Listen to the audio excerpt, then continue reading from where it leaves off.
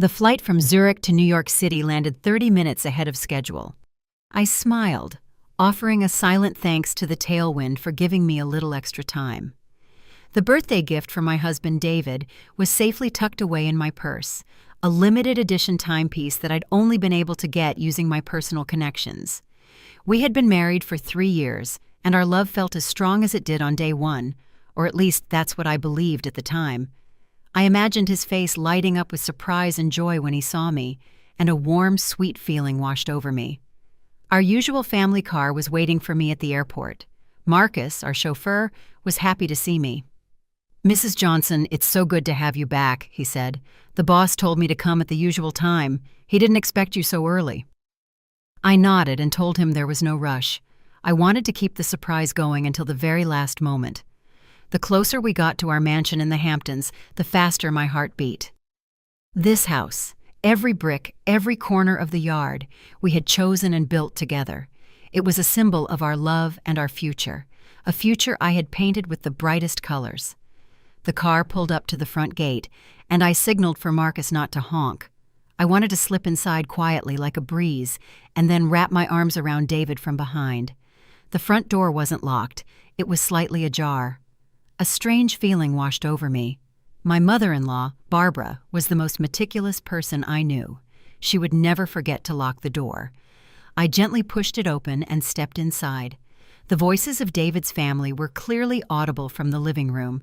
I heard David, his father Frank, and his mother. They were probably finalizing the plans for tonight's party. I was about to say hello when a single sentence from David froze me in place.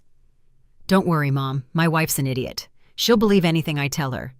Once she's back from this business trip, a few sweet words and she'll fall in line just like always.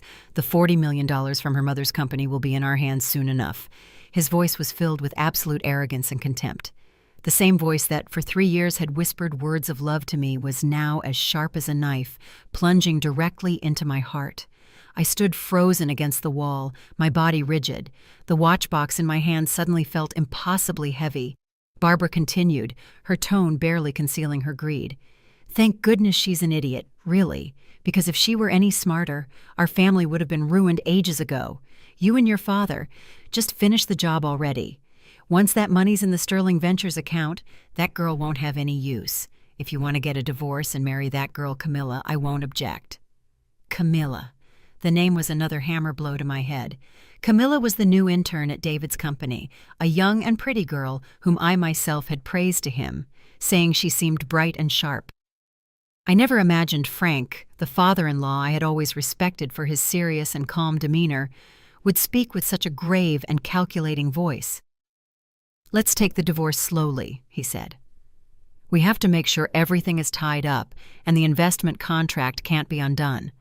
Valerie is the head of Prosper Group, and her mother, Sandra, is no simple woman. We have to be careful and go step by step. David, you just keep playing the perfect husband. Don't let her suspect a thing." Every word was like a poisoned needle, pricking my skin. My 3-year marriage, it turned out, was nothing more than a stage play. I was the naive leading lady, and they were masterful actors. They performed so perfectly that I never suspected a thing. The love, the affection, the promises of a future together, all of it was a lie. Their only goal was the $40 million from my mother's company, Prosper Group, to save their own company, Sterling Ventures, which was on the verge of bankruptcy. A sharp pain seized my chest, and I felt like I couldn't breathe. I had to lean against the wall to keep from falling. But I didn't cry. Perhaps when the truth is too cruel, you can't. Instead, a terrifying cold spread through my entire body.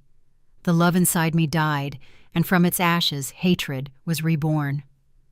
I backed away in silence, carefully closing the door just as I had found it. I couldn't let them discover their charade had been exposed. If they wanted to perform, I would be the one to rewrite the script for the final act. I turned around and quickly walked out the door that had once been my paradise. My heart was bleeding, but my mind was strangely lucid. The plan for revenge began to form in that very instant. I hailed a cab and asked the driver to take me directly to a hotel in downtown NYC. I needed a quiet place, a space just for me, to organize my thoughts. Sitting in the car, I watched New York City pass by the window, the same familiar streets, the same trees I passed every day. But why did everything feel so alien today? My world had collapsed in a matter of minutes. The man I loved, the family I respected with all my heart, they were all con artists. Arriving at the hotel room, I locked the door and collapsed onto a chair. Silence enveloped me. I didn't cry, I didn't scream, I just sat there, staring into the void. Memories of the past 3 years came flooding back, sharp as a slow-motion film. The day David proposed to me at a lookout point overlooking the Hudson River, his gaze seemed so sincere. The wedding day, promising before both our families to love and care for me for a lifetime. The trips, the romantic dinners, the sweet words. Everything, absolutely everything, was a farce. They saw me as a fat sheep, patiently fattening me up for the day of the slaughter. The more I thought about it, the more the pain transformed into a burning fire of hatred. They had trampled on my love. They had made me an idiot. They wanted $40 million? Well, I would show them the price you pay for underestimating this Valerie. I wasn't some weak girl who crumbles easily. I am the daughter of Sandra Johnson, the CEO of Prosper Group, a woman who built an empire from nothing. My mother's strong blood runs through my veins. I picked up the phone and dialed my mother's number. It rang once, and her voice, always gentle but full of authority, answered. "Valerie? Honey, are you back yet?" Her voice made a knot form in my throat, but I quickly composed myself. This was no time for weakness. I took a deep breath, trying to keep my voice as calm as possible. "Mom, I'm here. I'm tied up with something outside. Listen to me. I need you to order the immediate withdrawal of the entire $40 million investment in Sterling Ventures, Frank's company. Right now, without losing a second." There was a silence of a few seconds on the other end. My mother is an intelligent and perceptive woman. She knew something terrible must have happened for me to be so firm. She didn't ask why. She didn't question me. She just said one firm sentence. "Okay, I'll take care of it right now." Her words lifted a huge weight off my shoulders. I knew my mother wouldn't disappoint me. Sandra had been in the business world for decades. Dealing with people like David's family was child's play for her. "And one more thing, Mom," I continued, my voice a couple of tones colder.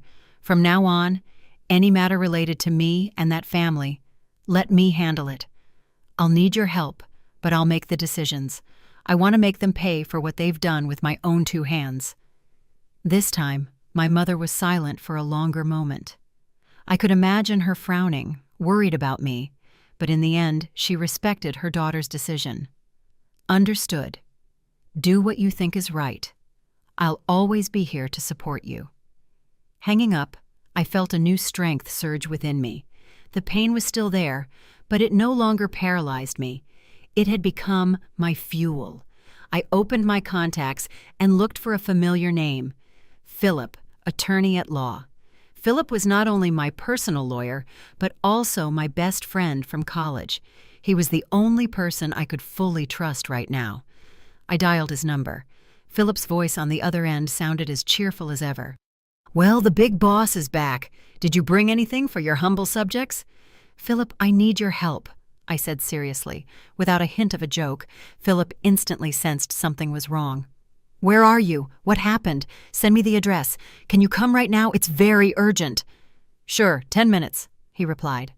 After hanging up, I went to the bathroom and filled the tub with cold water. I needed to wash away all the filth David's family had thrown on me. I looked at myself in the mirror, reddened eyes but no tears, a pale face but with a sharp gaze. The weak woman, submerged in a fake love, had died. The person in front of the mirror was completely different, ready for a war without quarter. 15 minutes later, Philip arrived. Seeing my state, he couldn't hide his concern. He sat in front of me and asked anxiously, "Valerie, what the hell happened? You look terrible." Without mincing words, I told him the whole story, from my excited return home to the cruel conversation I overheard in the living room. I told him everything calmly, clearly, without omitting a single detail, in a monotone and emotionless voice, as if I were narrating someone else's story. Only my tightly clenched hands betrayed the chaos inside me. When I finished, Philip was silent for a long time. His normally jovial face hardened, and his eyes flashed with rage. He softly hit the table, a restrained gesture. "Damn them! Those people have no soul! How dare they deceive you like that?" Philip's anger was a balm to me. At least I had a sincere friend by my side. "Now is not the time to be angry, Philip. I need you to help me." "Ask for anything," he replied without hesitation. "Investigate that intern, Camilla. I want to know everything about her, her family, her past, when her relationship with David began. Everything, in as much detail as possible," I said in an icy voice. "And also the financial situation of Sterling Ventures. I want a complete report on their debts and failed projects." Philip nodded. "That's easy. I'll have my people work on it immediately. But what do you plan to do? Divorce him and throw them all out on the street?" I shook my head, a bitter and cold smile appearing on my lips. "If it were that simple, it would be too easy for them. They've treated me like an idiot for 3 years. They need to get a taste of their own medicine. I'll continue to play my part as the sweet, devoted wife. I'll perform this play with them until the very end." Philip looked at me with some worry in his eyes. "Valerie, won't it be too much for you, having to see the man who betrayed you every day, to pretend to love him? I'm afraid you won't be able to handle it." "Don't worry," I said with determination.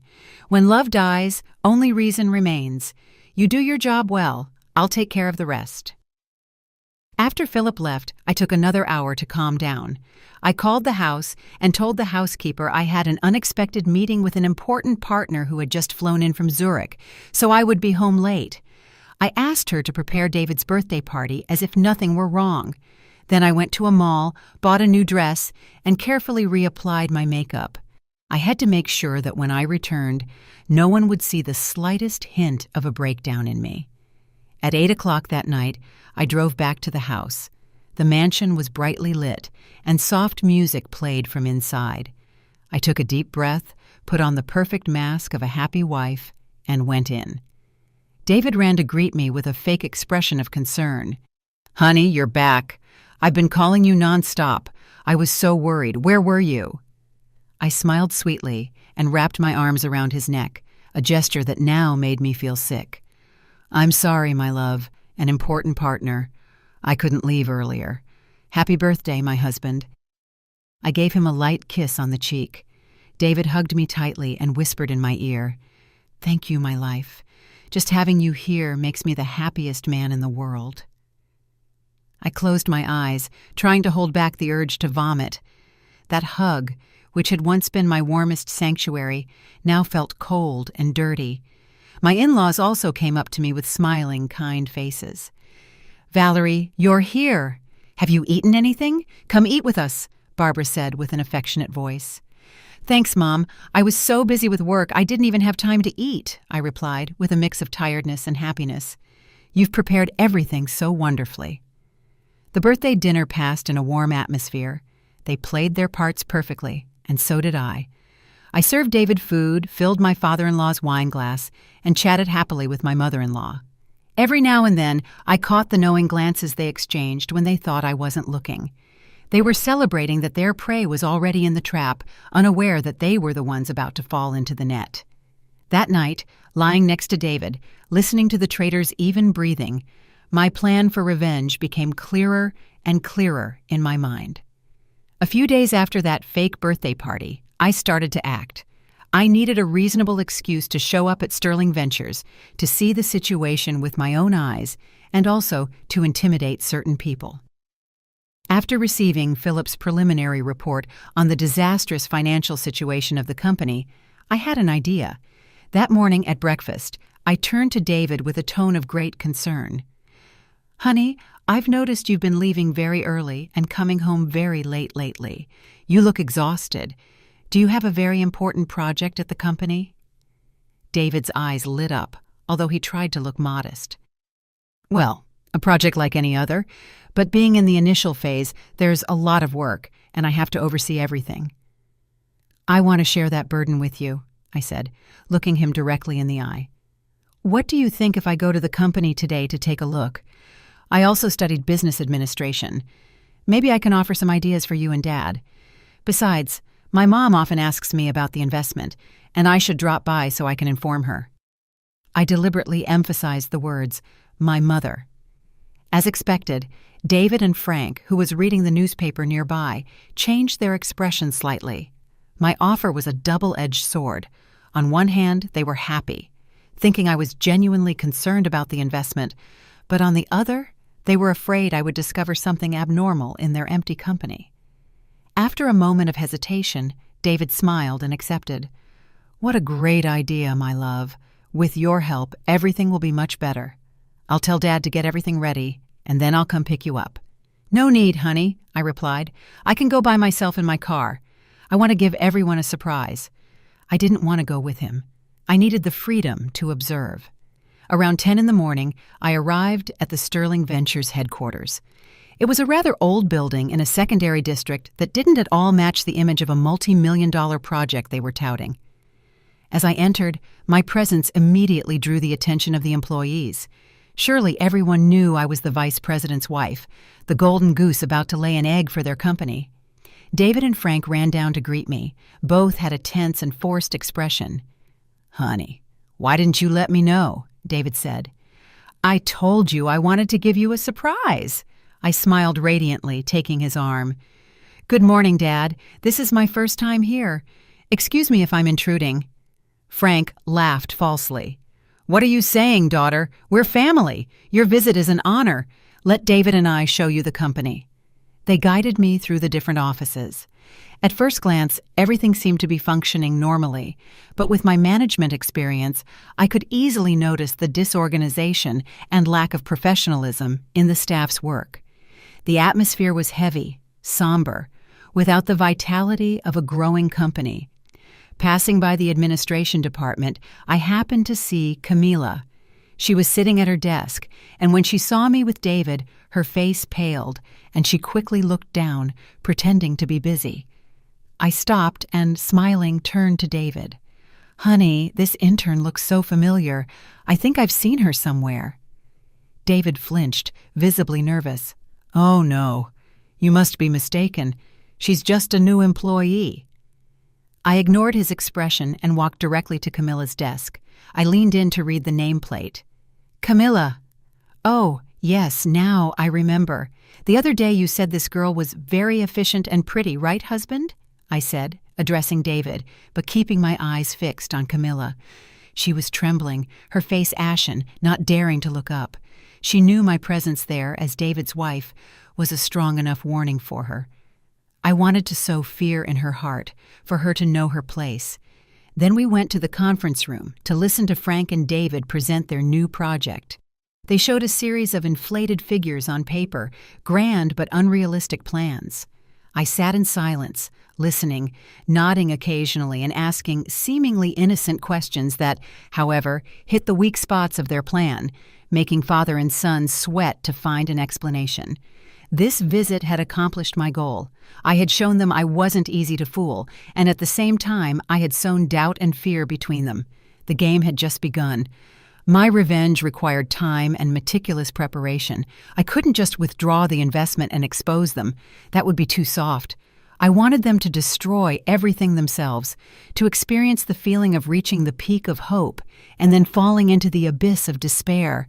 And for that, I needed them to sink even further into the financial trap they had set for themselves. A week after my visit to Sterling Ventures, I read in the news about a charity auction organized by a prestigious foundation in the city. It was a major event that would bring together many business owners and influential people. I knew David's family wouldn't pass up this opportunity to polish their image and make contacts, and that was also my opportunity. During dinner, I mentioned the auction casually. My mom called to remind me that this weekend is the Heart of Gold Foundation's charity auction. She says it's a very important event, and many of Prosper Group's big partners will be attending. Hearing this, Barbara's eyes lit up. Oh, really, daughter? Your mother certainly has vision. You have to go to those events to expand your contacts. Of course we'll go. I smiled innocently. Yes, but going empty-handed looks a bit bad. Everyone who goes bids on something to support the foundation. I don't know what item to choose. Saying this, I casually opened my tablet and started looking at the list of auction items. I paused at the image of an antique ceramic vase with an exquisite design. Oh, this vase is so beautiful. It looks a lot like one my mother once told me about. She said my grandfather had an identical one, but had to sell it during difficult times and always regretted it. I said it as if it were nothing, with a tone of nostalgia, but kept watching the reactions of David and his parents. Sure enough, they looked at each other, exchanging a look full of meaning. I knew the fish had taken the bait. Gaining the favor of my mother, the CEO of the group who held their destiny in her hands, was what they craved most at that moment. In the following days, I didn't mention the vase again, but I knew David had already had people investigating. One day he came home with a triumphant expression. "My love, I've already asked. That vase is a very valuable antique with a clear provenance. I think we should buy it to give to your mother. I'm sure she'll love it." I feigned concern. "But the starting price is already $50,000. I'm afraid it will go up a lot at the auction. Is it really worth it, honey?" David took my hand with a decisive voice. "To make your mother happy, any amount of money is worth it. Don't worry, I'll take care of it. Consider it a small gesture of appreciation from my parents and me to her." I knew perfectly well that this small gesture was actually an investment. They were willing to spend a large sum to win my mother's trust and ensure the $40 million were not in danger. But what they didn't know was that the vase was a fake. I had asked a friend who was an antiques expert to evaluate it through photos, and he had confirmed it was a very well-made forgery. The person who had put it in the auction was also part of my plan. On the night of the auction, my in-laws and I showed up dressed with elegance and sophistication. David acted as the most gallant and attentive husband. When the antique vase came up, he didn't hesitate to start bidding. The bidding became fierce as other competitors, my people of course, became determined to get it. The price of the vase rose quickly. Finally, David won the bid for $250,000, a figure that caused a murmur throughout the room. When David went on stage to pick up the item, he looked at me with pride and triumph. He thought he had just scored a huge point with his wife's family. Frank and Barbara couldn't hide their joy either. They didn't know that those $250,000 came from David's personal pocket, money he had been secretly saving, which had now become a worthless piece of porcelain. Seeing his smile, I only felt pity. The price of a lie sometimes begins with the brightest of tinsel. After the auction for the vase, David's family was even more convinced that they had completely won my trust and my mother's. Their treatment of me became even sweeter and more solicitous. David even tried to show more remorse for his affair, which he believed I was completely unaware of. But a fox cannot hide its tail. A few days later, Philip gave me an important piece of news. This Saturday night, David has a date with Camilla at Le Ciel, a luxurious French restaurant in the Upper East Side. He's reserved a private corner. I smiled disdainfully. An old dog can't be taught new tricks. He had just spent $250,000 to win over his mother-in-law, and he was already going on a date with his mistress. Maybe he thought I would never go to a place like that alone. Or maybe his blind confidence had clouded his judgment. "Perfect," I told Philip on the phone. "Thanks." I immediately called my mother. "Mom, are you free this Saturday night? I'd like to take you to dinner at Le Ciel." My mother was surprised. "Is something special happening, honey?" "Nothing special, Mom. I just want us to spend some time together. It's been a long time since we went out to dinner alone. Will you come with me?" I said in a coy voice. My mother, who always indulged me, accepted right away. "Of course, my dear. If you ask me, how can I say no? What time?" 7:30, Mom, and dress up." On Saturday night, my mother and I arrived at the restaurant. I had reserved a table from which we could observe David's private corner without being too obvious. We sat down, ordered, and chatted lively as usual.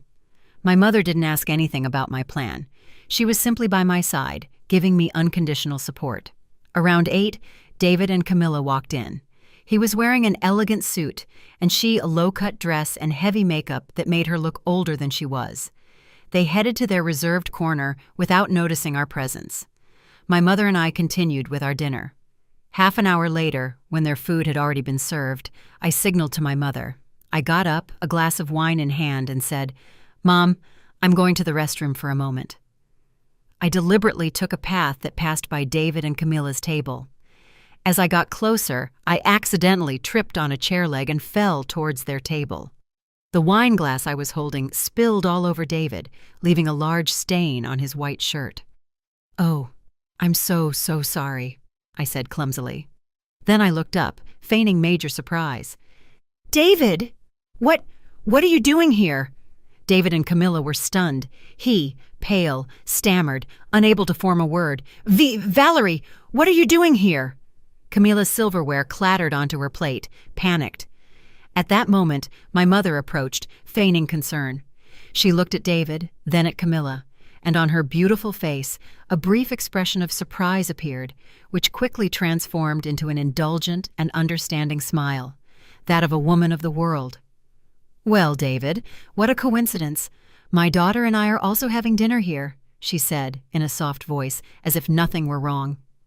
Then she turned to Camilla, looking her up and down with a gaze only an experienced woman can have. "Hello. You're a co-worker of David's. You're very pretty." Camilla lowered her head, not daring to answer. David was so nervous he didn't know what to say. Yes, Mom. She's a partner from the company. We were discussing some work matters." My mother smiled to herself, but on the outside, she pretended to believe him. She patted David on the shoulder with a voice full of irony. "Ah, yes, discussing work in such a romantic place must be very productive, right? Well, we won't bother you anymore. Valerie, come with me. Let's let these young people have their space to work." She took my arm and led me back to our table, leaving David and Camilla sitting in the middle of confusion and panic. This encounter was a perfect psychological blow. It wasn't a scandalous scene of jealousy, but a subtle warning that left David terrified of being discovered, yet unable to explain my mother's and my strange generosity. His confusion and fear would only increase, and that was exactly what I wanted. The play was still long, and the surprises waiting for him had only just begun. After that fateful night at the restaurant, the atmosphere at home became incredibly strange. David spent several days not daring to look me in the eye, always looking for excuses to avoid me. He tried to act more attentive and loving, but the clumsiness and fear in his every gesture couldn't fool me. He was waiting for an outburst of anger, an interrogation from me, but I didn't give him what he expected. I remained calm, sweet, as if nothing had happened. My silence was the most terrifying punishment. Finally, after almost a week of living in anguish, David couldn't take it anymore. That night, while I was reading in the bedroom, he came in and knelt at my feet. "Valerie, I'm sorry. I made a mistake. Please, forgive me. Just this once." He was like a drowning man clutching at the edge of my dress. I put down the book and looked coldly at the man kneeling before me. What a great actor. His tears seemed so real that if I had been the Valerie from a month ago, I probably would have softened. "What did you make a mistake with?" I asked without a shred of emotion. I shouldn't have gone out with her, but it was just work. Really, there's nothing between us. Just business, social protocol. You have to believe me." He kept trying to deny everything. I smiled bitterly, a smile full of sarcasm. "Social protocol? Do you think I'm a 3-year-old who will believe those lies?" It was then that I took out the photos Philip had obtained, images of David and Camilla embracing in the car, entering a hotel hand in hand, clear, unequivocal. I threw them in his face. "Is this also work protocol?" David looked at the photos. All the color drained from his face. He knew he couldn't deny it anymore. He hit his head against the floor, pleading desperately. "I'm sorry. I know. I lost my mind. It was a stupid mistake. She was the one who seduced me. I only love you, Valerie. Don't leave me, please. I couldn't live without you." I sat listening to his excuses and pleas. How ridiculous. Even at this point, he was still blaming others, but I didn't expose him. I needed him. I needed his cooperation for my plan. I faked a sigh, acting exhausted and hurt. "Get up, since we've come to this." I left the sentence hanging in the air on purpose. David, hearing me, became even more frightened, thinking I was going to ask for a divorce. He rushed to swear and promise 1,000 things. "I swear it won't happen again. I'll cut all contact with her. Please give me one last chance, Valerie." I was silent for a long time, letting his fear grow to the limit. Then I slowly said, "All right, I can give you a chance." David's head shot up with the joy of a shipwreck survivor finding a life raft. "But on one condition," I continued in a firm voice. "My mother is very disappointed in you. She's reconsidering the $40 million investment. The only way to regain her trust is for you to prove your worth. I want to personally participate in the supervision of Sterling Ventures' new project." David froze. This condition was outside his calculations. I continued without giving him time to think. "I will act as a representative of Prosper Group, directly supervising the progress and cash flow of the project. Every expense must go through my approval. Only then will my mother be calm enough to release the funds. What do you think?" It was a pact with the devil. Apparently, it was an opportunity for David to redeem himself, save his marriage and the investment. But in reality, it was a way for me to have complete control of Sterling Ventures. Once I controlled the money, I could suffocate them whenever I wanted.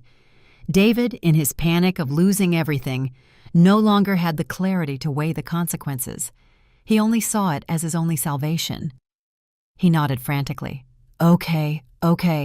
I accept everything you say, just as long as you don't leave me." "Good." I got up and walked past him. "I'll go to the company tomorrow. Prepare an office for me."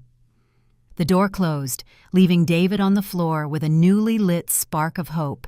He didn't know he had just signed his own death warrant and that of his family. The cat-and-mouse game was now entering its most exciting phase. With control of the project in my hands, my next step was to remove the thorn in my side. The mistress Camilla. I couldn't allow her to keep hanging around David and causing unnecessary problems. Besides, she was also an important piece in my plan. I asked Philip to arrange a meeting with Camilla at a discreet coffee shop. I didn't want to see her at the company or anywhere that could draw attention. When Camilla arrived, she looked quite haggard.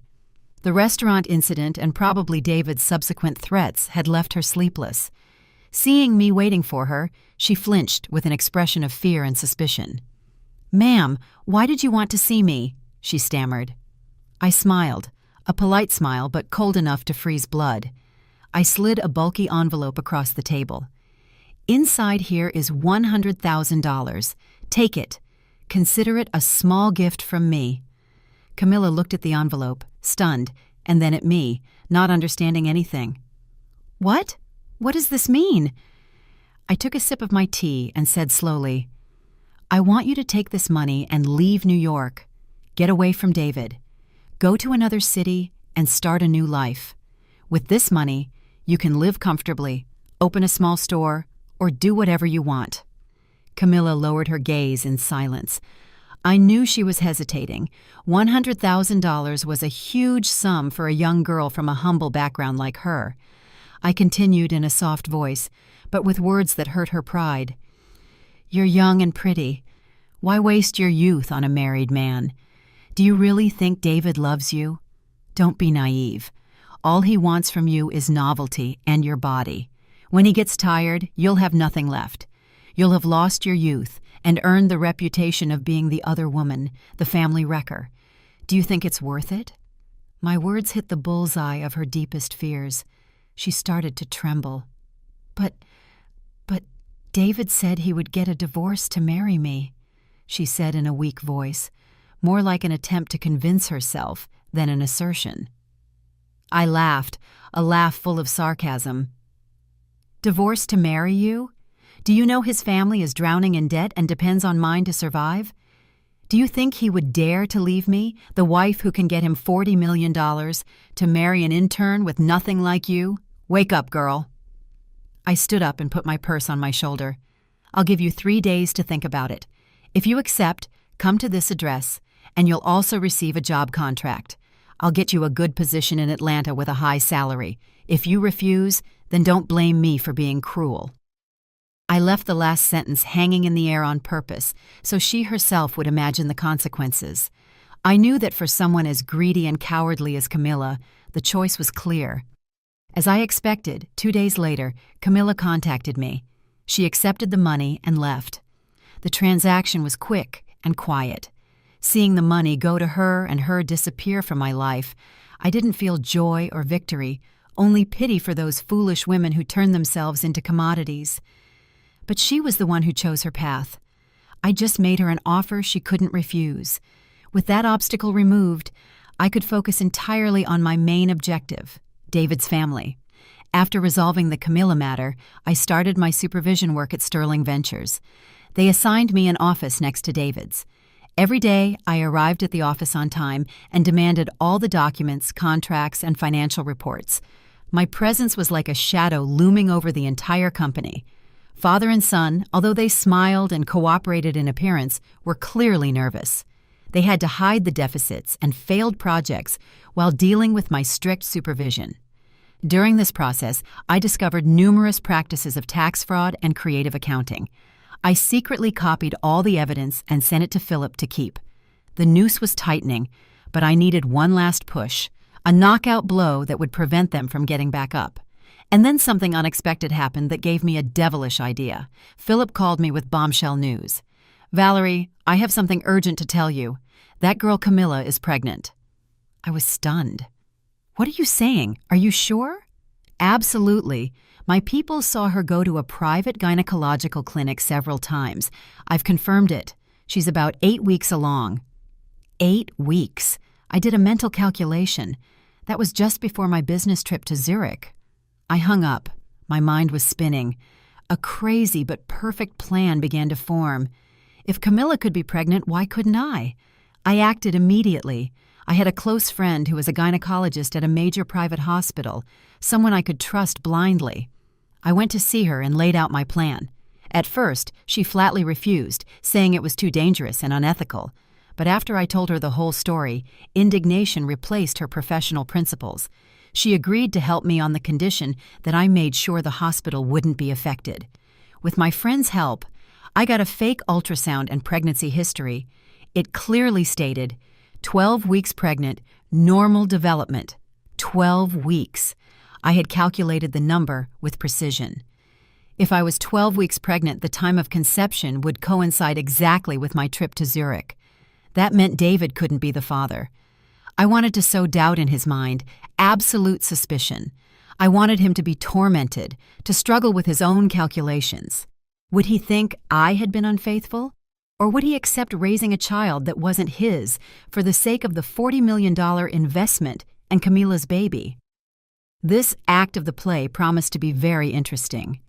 That night I came home with an expression of tiredness but radiating happiness. During dinner, I accidentally dropped a fork. As I bent down to pick it up, I winced in pain and put my hand on my belly. Barbara, my mother-in-law, who was very observant, asked instantly, "Valerie, what's wrong? Are you not feeling well?" I looked up and smiled shyly. "It's nothing, Mom. I guess I've been a bit tired lately." David also asked worriedly, "Does something hurt, honey? Do you want me to take you to the doctor?" I shook my head, looking at him and the rest of the family with an expression of pure happiness. I took the ultrasound from my purse and gently placed it on the table. "No need to go to the doctor, honey, because I have some good news for the whole family." Everyone's eyes were fixed on the paper. Frank was the first to pick it up. When he read aloud, 12 weeks pregnant, the room fell into a stunned silence. I saw David's face change from surprise to bewilderment and then to a pale panic. He looked at me, then at the paper, with a look full of doubt and fear. My plan had worked. The first act of the end had begun. My good news was like a bomb in David's family. Frank and Barbara were ecstatic. For them, this grandchild was the ultimate guarantee of the $40 million investment, the heir to the empire they dreamed of building. They didn't doubt the truth of the pregnancy for a second, or perhaps they preferred not to. But David was different. In the following days, he lived in torment. I could see the confusion and internal struggle in his eyes. 12 weeks. That number obsessed him day and night.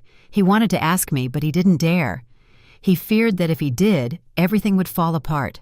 The charade of the happy husband about to become a father would end, and his family's dream of wealth would be shattered. His greed and cowardice prevented him from facing the truth. Meanwhile, I knew the news of Camilla's pregnancy had already reached Barbara's ears. David had surely told his mother, seeking her help. And a woman as practical and twisted as Barbara already had her own plan. That Sunday, I told David I wanted to go to his parents' house to give them the good news and have a family meal. It was a trap I had set, and I knew they would fall for it. The meal passed in an atmosphere of fake joy. Barbara kept serving me food, giving me all kinds of advice for pregnant women. She played the part of a loving mother-in-law perfectly, worried about her grandchild. After the meal, she called me to her room to talk, saying it was women's stuff. David and Frank discreetly left. In her luxurious but cold bedroom, Barbara took my hand and said in a soft, understanding voice, "Valerie, honey, I know you've been through a lot lately. I know everything about David and that girl." I feigned surprise with teary eyes. "Mom, you knew?" She sighed, stroking my hand. "I'm his mother. How could I not know? Men are like that. Sometimes they have their fun outside, but the important thing is that in their heart, it's just you and your child. You see, he's recognized his mistake and come back to you. I know you're a compassionate woman. Forgive him." I lowered my head in silence, playing the part of the hurt wife, but willing to forgive. Seeing this, Barbara got straight to the point. "And as for that girl, Camilla, she's actually a bit pathetic. She made a mistake, and now she's carrying this family's blood in her belly." She stopped to observe my reaction. Seeing that I said nothing, she continued with growing audacity. "I've thought about it carefully. After all, it's my grandchild, and abandoning it would be a shame. How about— Well, you're also going to give birth soon, so we can kill two birds with one stone. We tell everyone you're having twins. When the other girl gives birth, we'll bring the baby home, and you'll recognize it as yours. That way, we save the family's reputation, and we don't lose a sterling heir. What do you think?" Listening to those words, I felt nauseous. How could such a shameless woman exist, calmly proposing to her daughter-in-law that she raise her husband's illegitimate child? What did she think I was? An incubator, a tool to legalize her son's misdeeds? I was prepared for the worst, but still, her true face disgusted me. However, a smile formed on my lips. I had secretly activated my phone's voice recorder, which was in my purse. The entire conversation, every one of her inhumane words, was being recorded. I looked up and faced her with innocence. "Mom, so I'd have to raise both babies. Do you think I'll be able to handle everything?" Barbara, seeing that I didn't object, was overjoyed. "Don't worry, we'll hire help. You just have to be their mother for legal purposes. David will be eternally grateful to you, and the whole family will be too. Think about it. It's the best solution for everyone." "Okay, Mom, I'll think about it," I replied in an obedient voice. I left my in-laws' house with the valuable recording in my possession. It would be irrefutable proof, the knockout blow that would end the honor of their entire family. Everything was ready for the final act. After the conversation with my mother-in-law, I returned home feeling a mix of disgust and satisfaction. The recording on my phone was my ace in the hole, the definitive proof of the shamelessness of their entire family. Now, everything was following the script I had written. My fake pregnancy, along with Camilla's real one, had become two powerful narcotics that had made David's family completely lose their reason, leaving only a blind greed. They believed they were about to get it all, a multi-million-dollar investment to salvage their company, and not one but two heirs. This belief made them reckless and careless. The next day, my mother, Sandra, sent the new investment contract to Sterling Ventures. It was a contract that Philip and I had carefully rewritten.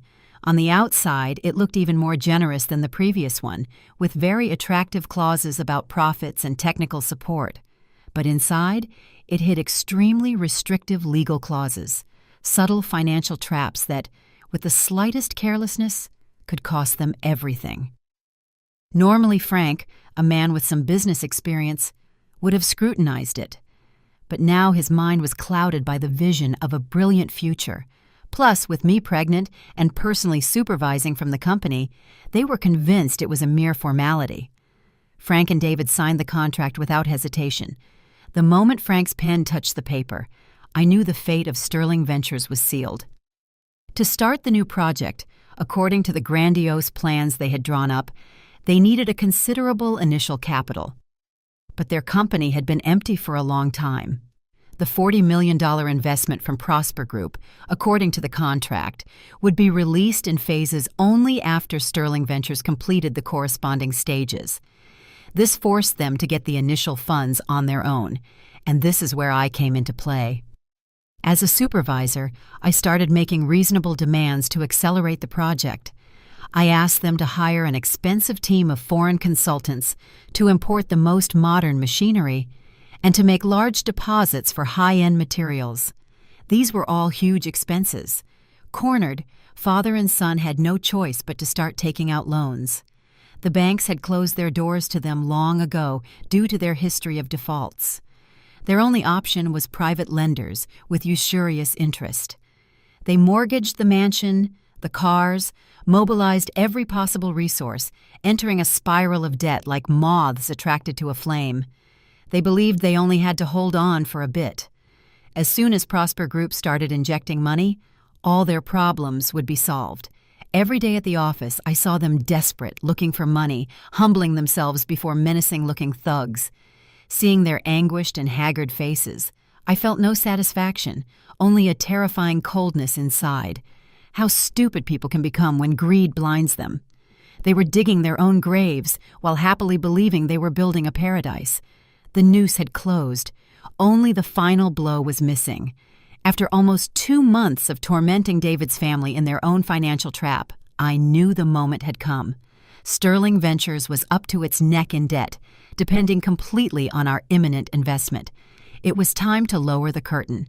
I told David that to officially announce the collaboration and celebrate the good news of the family, I wanted to organize a big party, a party to reaffirm Sterling Ventures' position and silence the rumors about its poor financial situation. David and his family went crazy with joy.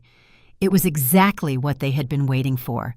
A high-profile event to announce to the world that they were back stronger than ever, with the backing of the powerful Prosper Group. Without hesitation, they accepted and gave me free rein to organize everything. I chose the Grand Ballroom of the Plaza Hotel, one of the most luxurious and expensive 5-star hotels in New York City. I sent invitations to the entire business elite, to major partners, to banks, and of course, to the press. I wanted everyone to be there to witness the fall of the Sterling family. That night, David's family arrived very early. They wore their finest clothes, with faces radiating arrogance and triumph. Frank walked around, greeting important guests as the host of the party. Barbara, covered in diamonds, laughed and boasted about her brilliant daughter-in-law and future grandchild. David didn't leave my side, a possessive arm around my waist, playing the part of the loving husband and successful man about to achieve glory. They didn't know that everything was a grand stage I had set. Every congratulation, every look of admiration was an invisible knife that inflated their ego so the fall would be even more painful. I was the center of attention in a deep red evening gown, smiling and greeting everyone. The dress was designed to hide my flat stomach. I looked at my husband, at his family, immersed in their fake glory, feeling nothing. This would be their last party, and I would be the one to blow out the candles on this cake of destiny. The stage was set, the actors in their places. All that was left was for the curtain to rise on the final tragedy. When the party was at its peak, the soft music suddenly stopped. All the lights in the ballroom went out, except for a spotlight that illuminated me. As I walked onto the stage, all eyes were on me. The silence became absolute. David's family looked at me with pride, thinking I was going to give a speech to honor them and announce the project of the century. I smiled, a radiant smile, but without warmth. I took the microphone, and my clear voice resonated in the room. Good evening, and welcome to everyone for joining us today. I am Valerie Johnson, CEO of Prosper Group, and as you know, the wife of David Sterling. I paused, looking at David. He smiled, encouraging me. I turned to the audience. Today is a very special day. I'm here to share a couple of stories with you, stories about the truth. With that, I signaled to the technician. On the large screen behind me, instead of a project video, a recording began to play. Don't worry, Mom. My wife's an idiot. She'll believe anything I tell her. It was David's arrogant voice, the same one I had heard from behind the door. A murmur rippled through the room. The smile froze on the faces of David and his family. They were stunned, not understanding a thing. The first recording ended, and the second began. This time, it was Barbara's voice. We tell everyone you're having twins. When the other girl gives birth, we'll bring the baby home, and you'll recognize it as yours. At that moment, scandal erupted. People started whispering, and all the looks of astonishment, contempt, pity were fixed on the Sterling family, who were petrified in their seats. I let the chaos calm down a bit before continuing in a firm voice. Ladies and gentlemen, for 3 years I lived in a perfectly orchestrated stage play. They approached me and married me with one single goal, the $40 million of Prosper Group. They treated me like an idiot, a tool for their gain. I looked directly at David, who was trembling, pale as a ghost. He, the husband I loved with all my heart, was unfaithful to me and conspired with his family to deceive me. Then I turned to Barbara, and she, the mother-in-law I respected deeply, had the audacity to propose that I raise my husband's illegitimate child, an indecent proposal that no woman could accept. I put my hand on my stomach, where everyone believed a life was growing. And this pregnancy, I said bitterly, was also part of my revenge plan. I am not pregnant. A gasp ran through the room, but the shock wasn't over. And as for his mistress's child, I continued with a sharp gaze, I would also like to inform you of something, David. That baby isn't yours either. Before she left, she confessed everything to me. You were just one of her many sources of income. At the same time, in another location, my mother was holding an urgent press conference. All the evidence of tax and accounting fraud from Sterling Ventures was being made public. The curtain had fallen. The truth was exposed, naked, under the stage lights. My last words were like a thunderbolt, not only for David's family, but for everyone present. The party turned into a chaotic scene. Camera flashes were incessant. Journalists flocked to get the best photo of the disgraced family. Barbara couldn't bear the shock and fainted right there.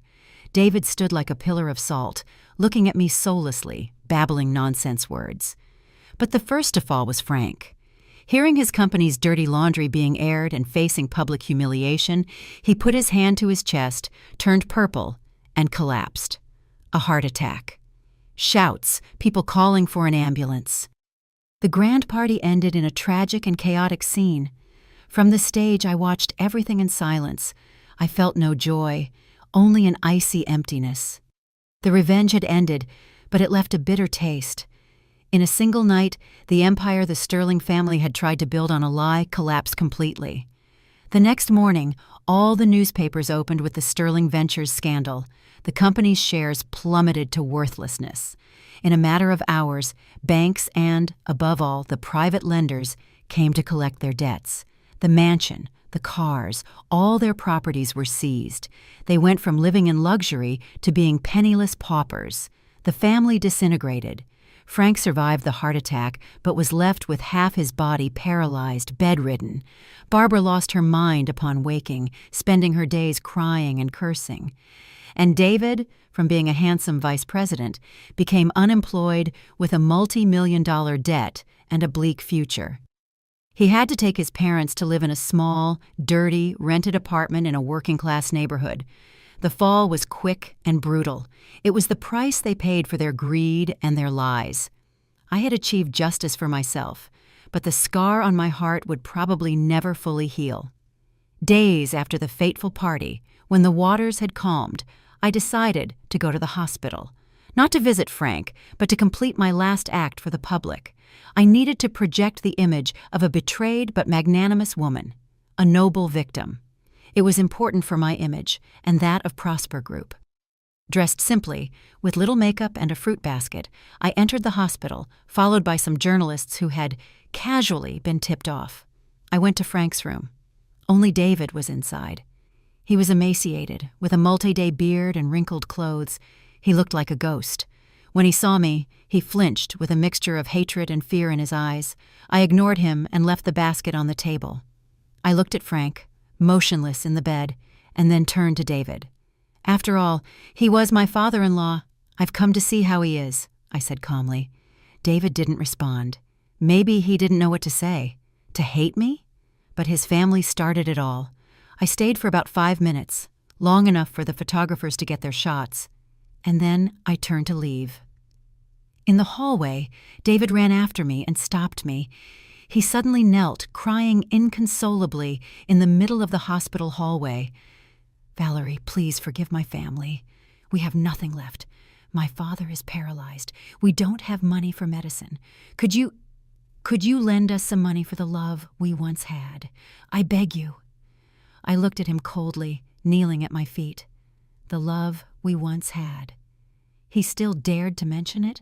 Even in this situation, he only thought about money. I brushed his hand away from my leg and took a step back. I took a few coins from my wallet, the ones I used for the parking meter, and threw them on the ground. You want money? There you go. It's all you deserve from me, I said with contempt. And don't ever appear in my life again, or next time we'll meet at the police station. With that, I turned and left without looking back. Behind me, I heard his sobs of rage and despair. The play had truly ended. After the divorce and resolving all matters, my life slowly returned to normal. I threw myself into work to forget the bad memories. Under my and my mother's direction, Prosper Group grew and expanded. The professional achievements partly soothed the pain of the betrayal, but David wouldn't leave me alone. Having lost everything, he seemed to have lost his mind as well. He started following me. Sometimes I would see his familiar figure loitering near the office or my front door. He didn't approach. He just watched me from a distance with a complex expression. At first, I ignored him, thinking he would get tired. It was during that time that I reconnected with Adrian at an economics conference. Adrian was the founder of a promising tech startup, a brilliant, honest, and passionate young entrepreneur. We had been classmates in college but lost touch. When we saw each other again, we connected right away. He was smart, funny, and most importantly, sincere. With him, I felt at peace. I felt like I could be myself again, a feeling I had forgotten for a long time. We started dating. Adrian knew my story from the news, but he never asked. He simply stayed by my side, taking care of me and showing his affection with actions. Little by little, my icy heart began to melt. Adrian's presence in my life drove David crazy. He was no longer content with just watching from a distance. He started sending me threatening messages filled with sick jealousy. One night, while Adrian and I were having dinner at a restaurant, he burst in to confront Adrian. Security had to intervene to remove him. His harassment became intolerable, and I knew I couldn't keep ignoring him. I needed to have one last conversation with him, one to settle the matter once and for all. I decided to meet him, not in a public place, but in our old mansion, which was now my property after the divorce. I wanted him to face everything he had lost. David arrived at the meeting looking even more pathetic than he had at the hospital. He was skeletal, with tired, sunken eyes and clothes that were old and worn. He looked like a ghost. When he saw me, he lunged to grab my hand. "Valerie, you finally wanted to see me. I knew it. I knew deep down you still loved me." I stepped back, keeping my distance. "Don't get your hopes up. I called you to clear things up once and for all." "Clear what up, Valerie? We can start over," he pleaded. "I know I made a mistake. I'll fix it. I'll do anything to make it up to you." "We were happy. Have you forgotten?"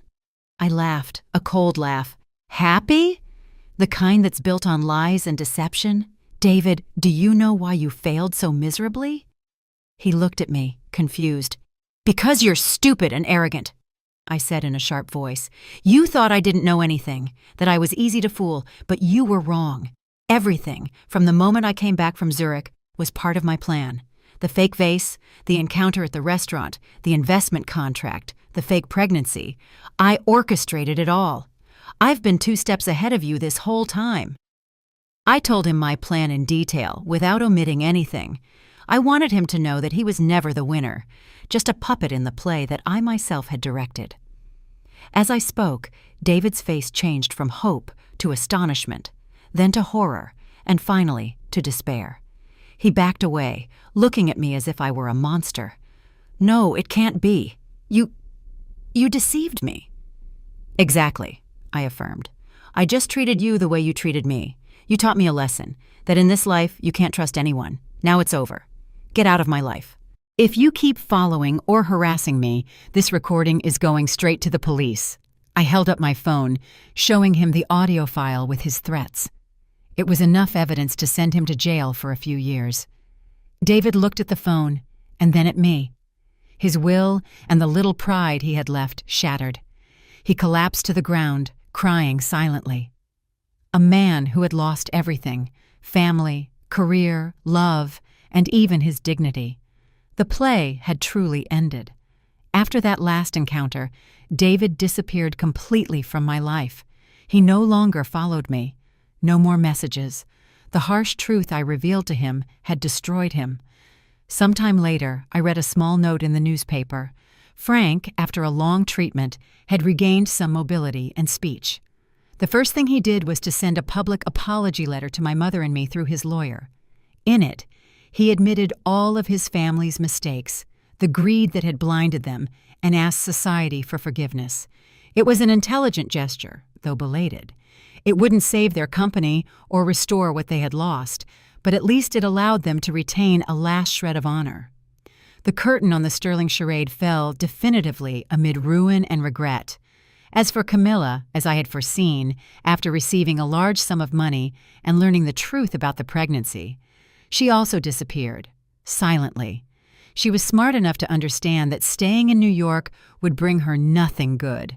A very expensive lesson for a young woman who had taken a wrong turn. My life from then on became peaceful. The ghosts of the past stopped haunting me. I was able to dedicate myself completely to building my future. The relationship between Adrian and I progressed naturally and solidly. He was not a substitute for David. He was a completely new chapter in my life. He brought me trust, respect, and a sincere love without calculations. We decided to get married after a year of dating. Our wedding wasn't ostentatious. Only family and close friends attended, but it was full of happiness and warmth. My mother looked at me in my wedding dress with teary eyes, took Adrian's hand, and asked him to take good care of her only daughter. Shortly after the wedding, I discovered I was truly pregnant. This feeling was completely different from the fake pregnancy. It was a sacred joy, a sweet anticipation. Adrian cried with happiness. He took care of me with infinite care, not letting me do the slightest thing. Prosper Group, under my leadership and with my mother's support, became stronger and stronger, expanding throughout the region. I had proven my worth, not as the CEO's daughter, but as a true businesswoman. I had a new life, a new family, a full and serene happiness. Months later, I gave birth to a healthy, beautiful baby boy. He was identical to Adrian. Looking at my son sleeping in my arms, I felt that my life had never been so complete. All the pain, all the damage from the past seemed to have healed. One afternoon, while watching TV in the living room, a brief report on entrepreneurs who, after a period of glory, had fallen into disgrace was broadcast on the economic news. And there I saw David. He appeared on screen, not as a successful businessman, but as a debtor on the national risk list. He looked 10 years older, haggard, with dark skin and old clothes. He was answering a journalist's questions at a roadside diner. When asked about his past mistakes, he lowered his head and smiled bitterly. "It was my fault. only mine. You reap what you sow. Good and evil are paid for. There's no doubt about that." Adrian came over and gently turned off the TV. He put his arm around my shoulders, saying nothing. I rested my head on his shoulder, smiling serenely. The past was finally behind me. Ahead of me, there was only a bright future with the man I loved and our little son. I had turned the game of my life around and had finally found my true happiness. Did you like my story? And which city are you listening from? Let's meet in the comments. If you liked the story, you can support me by sending a super thanks so I can keep bringing more stories like this. Thank you so much for your sweet support. I'm looking forward to your comments on the story. On the screen, you can see 2 new life stories that I highly recommend. There's so much more on my channel. Don't forget to subscribe. See you in the next life story with love and respect, and